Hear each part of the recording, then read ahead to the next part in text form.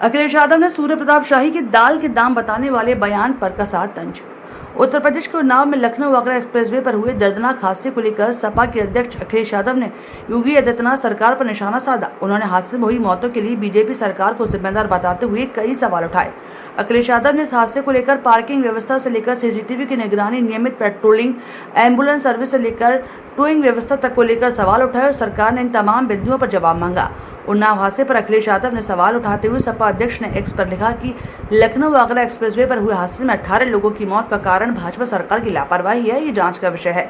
Expressway पर विशेष parking zone की व्यवस्था होते हुए भी कोई वाहन बीच रास्ते में क्यों खड़ा था? सीसीटीवी में लगे होने के रहने के बावजूद भी खड़े वाहन की निगरानी में चूक कैसे हुई? क्या सीसीटीवी काम नहीं कर रहे थे? हाईवे पुलिस कहां थी? क्या नियमित पेट्रोलिंग नहीं हो रही थी? इस हादसे के बाद हाईवे एम्बुलेंस सर्विस कितनी देर में पहुंची और हताहतों के संबंध में उसकी भूमिका क्या रही? यदि गाड़ी खराब होने के कारण खड़ी थी तो उसे टोइंग सहायता क्यों नहीं पहुंची? एक्सप्रेसवे पर प्रतिदिन करोड़ों रुपए लिए जाते हैं, वो पैसा एक्सप्रेसवे की व्यवस्थापन और प्रबंधन में न लगकर क्या कहीं और जा रहा है? भाजपा सरकार इन प्रश्नों का सिलसिलेवार उत्तर दे। बता दें कि उन्नाव में लखनऊ आगरा एक्सप्रेसवे पर बेहटा मुजावर थाना क्षेत्र के गड़ा गांव में दिल्ली से बिहार की ओर जा रही एक डबल डेकर बस ने दूध के कंटेनर में पीछे से टक्कर मार दी थी। इस हादसे में 18 लोगों की मौत हुई जबकि 30 से ज्यादा लोग घायल हैं। ये टक्कर इतनी जोरदार थी कि बस पलट गई। देखिए, चुनाव और चुनाव के बाद जो परिणाम आया है, जो चुनाव में मुद्दे उठाए गए थे महंगाई को लेकर के, बेरोजगारी को लेकर के, और जो आम लोगों की समस्या है, इस समय आप उत्तर प्रदेश में देखोगे जिन लोगों ने ये कहा कि हम स्मार्ट सिटी बनाएंगे, उनके स्मार्ट सिटी देख लिए हर जगह जल भराव है, गंदगी है, एक्सीडेंट हो रहे हैं, लोगों की मोटरसाइकिल गड्ढों में चली जा रही है, गाड़ियां नहीं चल पा रही हैं, गड्ढों की वजह से एक्सीडेंट हो रही, जान जा रही हैं। और इसके बाद स्वास्थ्य सेवाएं भी उसी तरीके से बेकार हो गई हैं, बिल्कुल स्वास्थ्य सेवाएं ठप हैं। अभी जो हाथरस में घटना हुई वो भी प्रशासन का फेलियर था, अधिकारियों के खिलाफ कार्रवाई हुई है और जब कार्रवाई की है सरकार ने, तो सरकार ने स्वीकार किया है कि जब अनुमति दी थी तो अनुमति होने के बाद जो पर्याप्त सुरक्षा, पर्याप्त अधिकारियों का इंतजाम होना चाहिए था, वो सरकार ने नहीं किया। और बेरोजगारी अभी भी वैसी दिखाई दे रही है, उसी पैमाने पर नौजवान बेरोजगार घूम रहा है, नौकरी की तलाश है। ये सरकार के लोग झूठ से चलाना चाहते हैं और जो जमीनी हकीकत है उससे सरकार के लोग दूर हैं। जो महंगाई बढ़ी है उसके जिम्मेदार ये खुद हैं, क्योंकि अपने लोगों को मुनाफा कमाने दे रहे हैं। अगर किसान को उसकी फसल की कीमत नहीं मिल रही है, अगर किसान को सही कीमत सरकार नहीं उपलब्ध करा पा रही है, तो जो मुनाफा हो रहा है वो किसकी जेब में जा रहा है? ये जो मुस्कुराहट, जो हंसी या जो जानकारी उन्हें नहीं थी, वो इसीलिए नहीं थी क्योंकि वो अपने लोगों को मुनाफा कमाने दे रहे हैं। तो वो आपको, हमको ये समझना है कि आपको पता ही नहीं है, इसीलिए आपका और जनता का मजाक उड़ा रहे हैं बीजेपी के लोग। तो क्या लग रहा है एसआईटी की जो जांच रिपोर्ट है इसमें 6 लोगों को निलंबित किया गया है, कितनी कार्रवाई पर्याप्त है? इन्हें ये सवाल करना चाहिए कि आखिरकार मुनाफा किसकी जेब में जा रहा है? आटा महंगा, दालें महंगी, सरसों का तेल महंगा, रिफाइंड तेल महंगा, और जितनी भी खाने पीने की चीजें सब महंगी।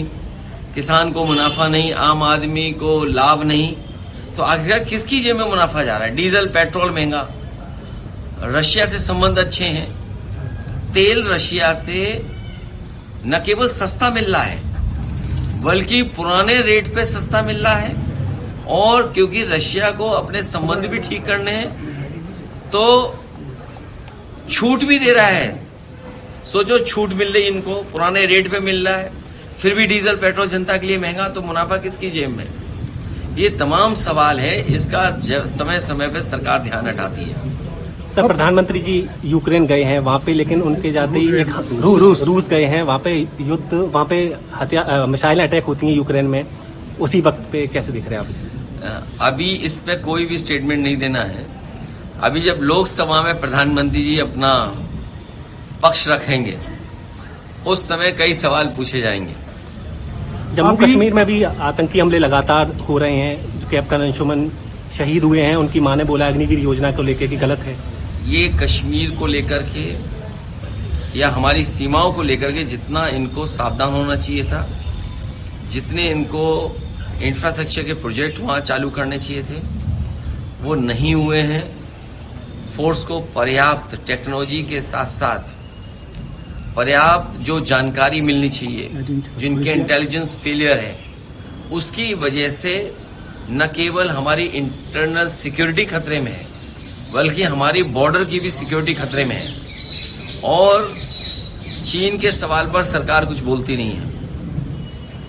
सुनने में आ रहा है, अखबारों में पढ़ने को मिल रहा है कि बड़े पैमाने पर जमीन कब्जा हो गई है उधर।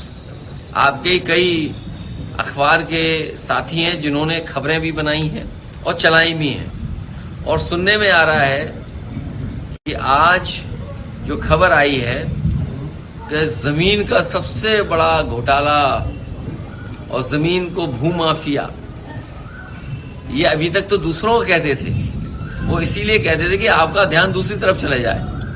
लेकिन जैसे सच्चाई सामने आ रही है, सबसे बड़ा, सबसे ज्यादा जमीनों का काम करने वाला कोई अगर है तो वो भारतीय जनता पार्टी के लोग हैं।